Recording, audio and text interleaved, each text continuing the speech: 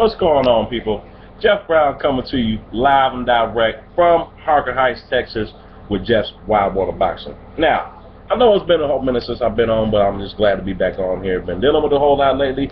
I was actually supposed to come out with some videos a little bit sooner than this, but I've been dealing with a couple things, personal-wise and family-wise. As a matter of fact, I'm just getting over the death of my grandmother, and also my father is currently recovering from a quadruple bypass. So please keep my family up in prayer first and foremost, and blessings to them and you and yours as well, and hope everybody's in good health.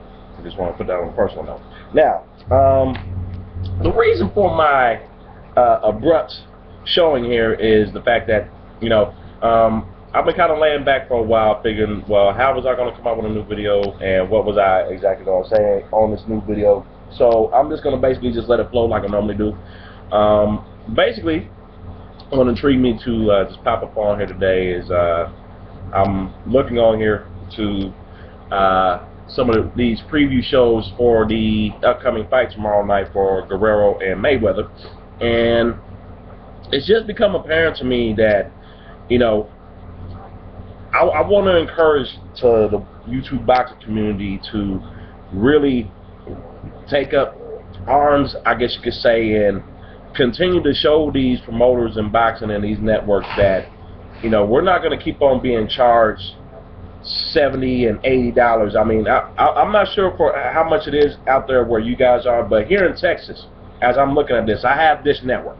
Okay, just to, you know, so if you're a Dish Network customer, you know exactly what I'm talking about. Now, just to bring up a few little stats for you, I can remember a time, say in the mid-90s, around about the time that Mike Tyson signed his deal with Showtime, and he did a few fights on there after he got out of jail and whatnot, and that was the beginning of what I like to call the $50 pay-per-view fight, where for $50, $50 to $55 potentially, and sometimes even $60. And this was well before the days of HD and things of that nature. So back in those days, and it makes me sound like an old man a little bit, but yes, back in those days, we were getting charged basically $49.95 a pop, where when pay-per-view started out, when I became aware of it, because I've dealt with satellite TV since, you know, the late 80s, I believe in 1988 is when our family received our first satellite dish, which was the huge satellite that moved around and everything like that. But anyway, at that point in time, one of the very first pay-per-view fights that I ever watched was the Hector Camacho and Vinny Pazienza fight. Now, the reason why that one is so poignant is because that was the first time that I was aware that there was such a thing called pay-per-view. And I was like, I wonder what that means, pay-per-view, what's all this? You know, that fight was $10. And that was in the summer of 1989, and I'll never forget it. And from there, pay-per-view just skyrocketed, and, you know, was able to see fights with Evander Holyfield over the years, George Foreman, some of the all-time greats of the ring fight on pay-per-view. And it just seems like the bigger the fighter was, the more money that you had to pay for your pay-per-views. During the Mike Tyson era, like I said, it seemed like it was the beginning of the $50 age of paying for pay-per-views, and so on and so forth. So if you were watching a Mike Tyson fight, you normally paid anywhere from $50 to $55 at that point in time. Oscar De La Hoya fight at the time, I believe, was normally no more than about $40 to $45, which really wasn't that bad. And the Evander Holyfield fight, guarantee you're going to pay somewhere around about $35 to $40 for it, depending on who your cable provider was at the time.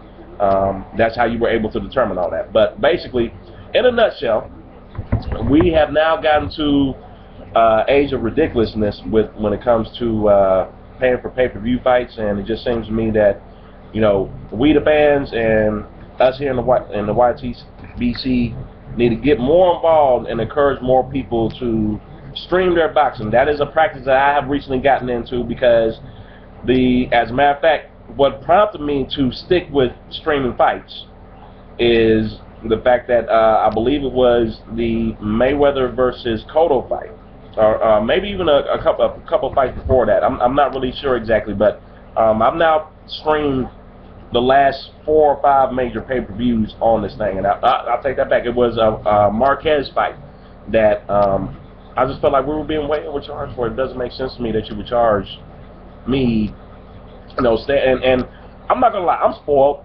I have an HD TV, as you can see. So, you know, I'm a little spoiled. I am. So, I'm sorry. If I have HD quality stuff, I want to see my stuff in HD. And I don't feel that it's fair that, as a fan, that I should be getting charged, in this case, from what I'm looking at here, get a good look at it. Give me just a second here. Get it pulled back up. So, if you pre-order the fight today with Dish Network, for standard depth, this is exactly what it says. And for those of you who do have Dish Network, I'm pretty sure you'll recognize these channel numbers for your pay-per-view fights. Channel 473 on Dish Network for standard depth currently costs $59.99. That's basically 60 bucks and some change that you will see on your nice little Dish Network bill. Now, let's go to the HD. HD is $69.99. Now, I would have had no problem paying this price had you been fighting a Cotto fight again. I would have had no problem paying my little 70 bucks for you to fight Cotto. That's a good opponent for me to pay that type of money to. The Mosley fight, that was fine.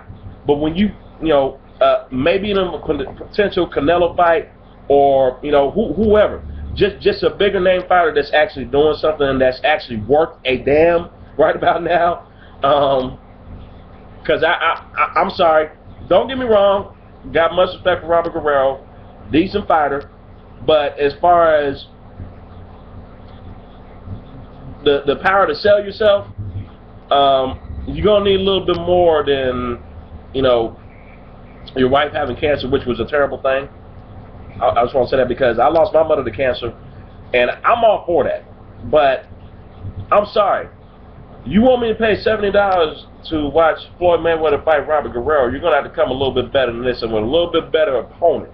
So I encourage and implore everybody out there, please stream this fight. It's very necessary this time because, you know, we're not talking Floyd fighting Canelo Alvarez. We're not talking fighting a rematch with Miguel Cotto. We're not even talking a Manny Pacquiao fight, which we know now is never ever going to happen. But this is not a pay-per-view fight that warrants me paying $70 for HD, $60 for standard depth.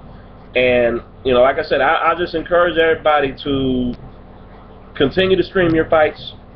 It's a great practice, and most of all, it saves you money, and it saves you the trouble of having to buy a junk fight. And I can tell you that. As a matter of fact, the last major squabble, you had the Sergio Martinez fight, and you had the Canelo fight that was coming on HBO.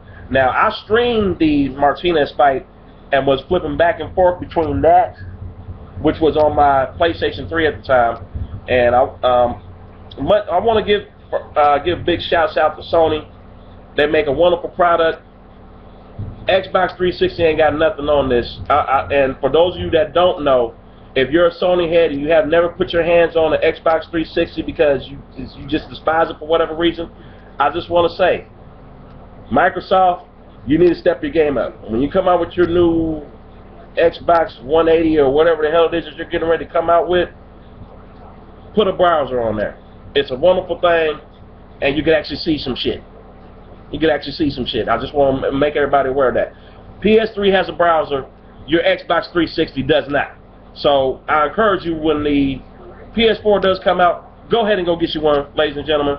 It's a great investment. I've not had any problems out of mine. I'm now on a PS3 now for about, let's see, I'm going on 4 years. I'm always a little bit late on my game systems, but that's okay. But I just want to put that out there real quick. Yeah, I encourage you, support Sony and everything about Sony because the product is just better. You know, quality of games might not always be that good, but I don't buy video games for quality. I buy them so I can play them and continue to play them for years and years and years on end. But anyway, that's neither here nor there. Just want to throw that little plug in real quick. Just wanted to speak on a couple things. I did have a chance to watch some of the most recent fights that have happened. Just want to say that Danny Garcia, I'm sorry, I actually figured that to be a pick and fight. But you got to fight one more good opponent in order for me to call you legit. But he did put a pretty decent whooping on Zab Judah. I did underestimate Danny Garcia just a little bit. Amir Khan, it's obvious that if you put him in the ring with a primetime contender, whether it's a junior welterweight, or even a top lightweight, 9 times out of 10 he'll get knocked out. So Adrian Broner, if you're listening, you need to give Amir Khan a problem instead of fighting bullshit ass Paulie Malignaggi. You know, I would say go ahead and get your belt, but as soon as you do, you need to jump right back down to junior welterweight and take care of business there. But like I said, Danny Garcia, much respect to him, but I got to be real about it. I truly think that Golden Boy is delaying the inevitable, and that, you know, basically they are trying to steer him away from Lucas Matisse, but we all know what's going to happen with that fight. But Lucas Matisse has business to take care of on May the 18th, as well as Devon Alexander and Kell Brook. If that fight does not get canceled or some unforeseen reason happens to pop up one more time, that will cancel that fight. Other than that, that should be a good fight. I'm actually leaning more towards Devon Alexander, even though in his last couple fights he has not done as well as can be expected. For the Devon Alexander that we saw just a couple of years ago, that put himself out there as a prime-time candidate to be a pound-for-pound contender for many years to come. So he slipped a little bit in his promise, but this should be a nice little pick-em fight to pick up on with Kell Brook. Real rising star up in the UK.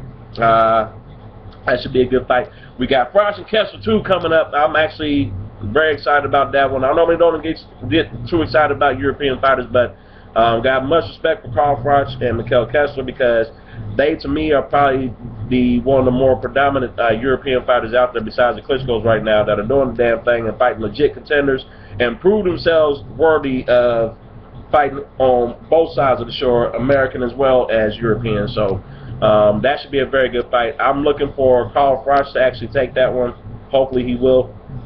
Got another fight coming up with on the undercard of Mayweather and Guerrero. You got the Ponce de Leon fight and Abner Mares fight, which we were all expecting at some point had HBO not made their serious mistake in letting go of the rest of the Golden Boy camp. But we were really hoping that we would have saw an Abner Mares Nonito Donaire fight, but it's okay because we had Guillermo Rigondeaux go ahead and take care of business just a couple of weeks back and handling up on Nonito Donaire. Donaire, I had actually picked to win that fight for the simple fact that he had a better track record, and I felt like had just fought some better opponents than what Rigondeaux did. And yeah, I'm not gonna lie, I was blinded by the punching power for a little bit and the speed that he had, but we all know now that he was probably not 100% for this fight.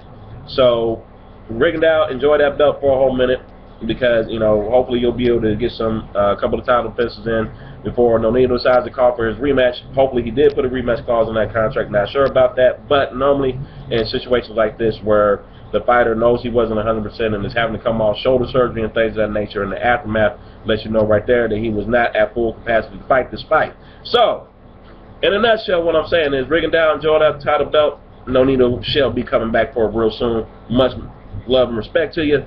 But yes, he won that night. Nonito lost. I picked wrong. It's okay. It happens. That's the beauty of boxing. That's why we get into it. That's why we watch the stuff, and that's why I enjoy it a whole lot. Another fight that to me was probably one of the more highly anticipated fights of this year so far, among the many that have gotten canceled so far in 2013.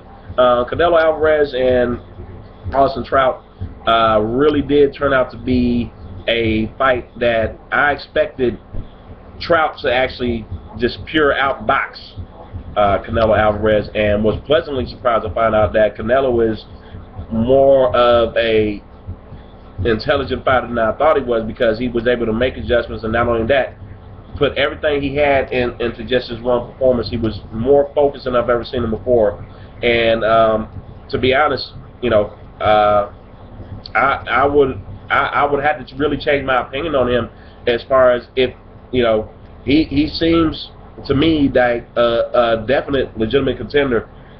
Should Mayweather take care of business tonight, which I'm expecting him to. I'm kind of revealing my prediction a little bit early, but I don't care. I'm expecting Mayweather to take care of business tomorrow night, and hopefully that will lead up to a fight with Canelo.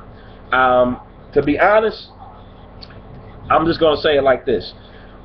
You know, yeah, give Canelo credit where credit is due. He fought probably the most intelligent fighter I've ever seen him fight up to this point in his career. But let's look at the facts.